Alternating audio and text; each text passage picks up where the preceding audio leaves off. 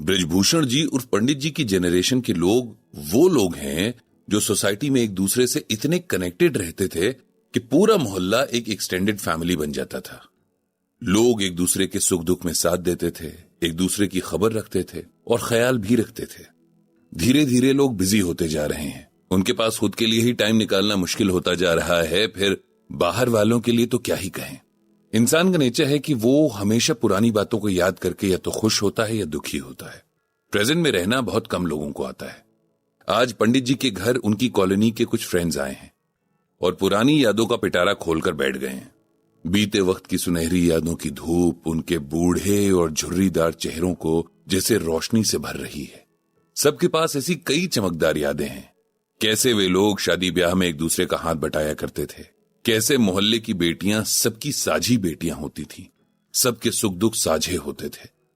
कोई बीमार पड़ता था तो लोग रात रात भर बैठे रहते, बीमार का मन बहलाते, अपने अपने नुस्खे बताते। लेडीज की अपनी मंडली होती जहां हर वक्त कुछ सीखने सिखाने का काम चल रहा होता। किसी के घर कोई अच्छी चीज बने और कम से कम 4 घरों में ना बटे ऐसा होता ही नहीं था। एक के घर मेहमान आ जाए तो पूरा मोहल्ला खुश हो जाता था, जैसे उनके घर कोई आया हो। हर कोई मिलने आता, खाने पर बुलाता। अब तो बच्चों के पास एक ही घर में रहते हुए अपने ही माँ बाप से मिलने तक का वक्त नहीं, और छोटे बच्चों के माँ बाप के पास बच्चों की जिंदगी में क्या चल रहा है ये जानने की फुर्सत नहीं। पंडित जी सबकी बातें सुन रहे हैं। इस वक्त वे कुछ भी कहकर इन लोगों के वे हसीन लम्हे नहीं छीनना चाहते, जो यादों के जरिए ही सही इनके पास लौट आए हैं। वरना पंडित जी का मन तो ये कहने का था कि बदलाव की ये शिकायत हर जनरेशन को अपनी अगली जनरेशन से होती ही रहती है, और हर जनरेशन को अपना बीता हुआ वक्त ही सबसे अच्छा लगता है। बातों बातों में उमेश जी की बेटी की शादी की यादें भी ताजा हो गईं। वैसे तो इस बात को 15 साल हो चुके हैं, लेकिन सबको ऐसा लगता है जैसे कल की ही बात हो। वो शादी वैसे भी पूरी कॉलोनी में सबको याद है। जैसे बाकी शादियां अपनी अच्छी बातों के लिए सबको याद हैं, वैसे ही ये शादी अपनी बुरी बातों के लिए सबको याद है। याद तो पंडित जी को भी है। आखिर हुआ ही कुछ ऐसा था। उमेश जी और उनकी वाइफ सुमित्रा जी बहुत सीधे साधे लोग थे। उमेश जी की मेन मार्केट में कपड़े की दुकान थी, जहां से बहुत ज्यादा तो नहीं लेकिन ठीक ठाक पैसा घर में आता था। उनकी 3 बेटियां और 1 बेटा था। 2 बेटियों की शादी वे करवा चुके थे। अब तीसरी बेटी अनीता के लिए रिश्ता तलाशा जा रहा था। अनीता ने अपनी ग्रेजुएशन पूरी कर ली थी और आजकल सिलाई में कोई डिप्लोमा कर रही थी। सरला जी को अनीता बहुत अच्छी लगती थी। दरअसल वो थी भी बहुत अच्छी, बहुत सिंपल, कम लेकिन मीठा बोलने वाली और हर काम बहुत प्यार और मन से करने वाली। उमेश जी भी अनीता को बहुत मानते थे और चाहते थे कि जैसी अच्छी उनकी बेटी है वैसा ही लड़का और परिवार भी उसे मिल जाए। उन दिनों मैट्रिमोनियल साइट्स वगैरह इतने चलन में नहीं थे। रिश्ते एक दूसरे के जरिए ही ढूंढे जाते थे। लोग एक दूसरे पर यकीन भी करते थे। उमेश जी ने भी कई पहचान वाले लोगों से कह रखा था कि अगर कहीं उनकी बेटी के लिए कोई अच्छा रिश्ता हो तो नजर में रखें। कुछ रिश्ते आए भी लेकिन कहीं बात नहीं बन रही थी। फिर एक दिन किसी जान पहचान वाले के जरिए ही दीपक का रिश्ता आया। दीपक पड़ोस के शहर से था। उसकी छोटी सी फैमिली थी जिसमें उसके अलावा एक भाई और बहन थे। उनके पेरेंट्स की भी अच्छी रेपुटेशन थी। उमेश जी और सुमित्रा जी को हर तरह से यह रिश्ता पसंद आया था। दीपक प्राइवेट जॉब में था, लेकिन उन दिनों लड़के की अर्निंग से ज्यादा उसकी फैमिली और रेपुटेशन देखी जाती थी। इसीलिए थोड़ा सोच विचार करके उमेश जी ने इस रिश्ते के लिए हां कर दी थी। पूरा मोहल्ला अनीता की शादी की खबर से खुश था। सब अपने हिसाब से तैयारियों में जुट गए थे। उमेश जी के घर की और अनीता के चेहरे की रौनक देखते बनती थी। आखिर सबका इंतजार खत्म हुआ और शादी वाला दिन आ गया। उन दिनों मोहल्ले की शादियां, खासकर लड़कियों की शादियां अच्छे से निपटाना सब अपनी जिम्मेदारी समझते थे।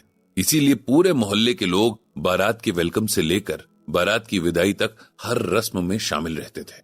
तो उस दिन जैसे ही बारात उमेश जी के घर पहुंची, तमाम लोग स्वागत के लिए जमा हो गए और कुछ ही देर में सबको पता चल गया कि दूल्हा दीपक शराब के नशे में चूर था। उसके कदम लड़खड़ा रहे थे और वो ठीक से खड़ा भी नहीं हो पा रहा था। उसकी हालत देखकर उमेश जी और उनके करीबी रिश्तेदारों का गुस्सा 7वें आसमान तक पहुंच गया था। जिस लड़के के बारे में उन्हें बताया गया था कि वो किसी किस्म का नशा नहीं करता, वो अपनी लाइफ के इतने इंपॉर्टेंट दिन भी होश में नहीं था। उमेश जी के कुछ रिश्तेदारों ने इस बात पर हंगामा कर दिया था। जिसके जवाब में दूल्हे वालों ने भी इसे अपनी ईगो का सवाल बना लिया। देखते देखते बात बहुत ज्यादा बिगड़ गई और बारात वापस ले जाने तक की नौबत आ गई थी।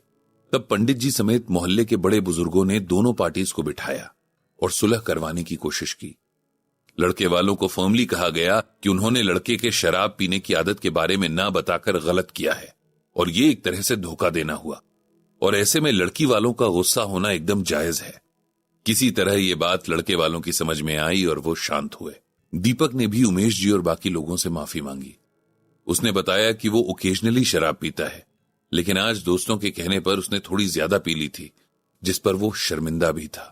अब दुल्हन के पक्ष के लोगों ने सारा फैसला अनीता पर छोड़ दिया और वो अगर हां कहे तभी शादी आगे बढ़ेगी और नहीं चाहेगी तो बात यहीं खत्म कर दी जाएगी। अनीता ने कहा कि वो दीपक से अकेले में कुछ बात करना चाहेगी, उसके बाद ही कुछ डिसाइड करेगी। दीपक से बात करने के बाद अनीता ने कहा कि वो शादी करना चाहती है और ऐसा वो किसी के दबाव में आकर नहीं कह रही है, ये उसकी अपनी इच्छा है। इस तरह अनीता की शादी हो पाई थी। हालांकि शुरुआत खराब हुई, लेकिन अनीता और दीपक ने अपना रिश्ता अच्छे से निभाया था। दीपक ने उसके बाद कभी शराब को हाथ तक नहीं लगाया और अनीता की समझदारी और अच्छे नेचर की वजह से उसके ससुराल वाले सारी कड़वाहट भूलकर उसके साथ बहुत प्यार से पेश आने लगे। इन सब बातों को पंडित जी याद ही कर रहे थे कि उन्हें श्रीमद् भागवत गीता में भगवान श्री कृष्ण की कही एक बात याद आ गई।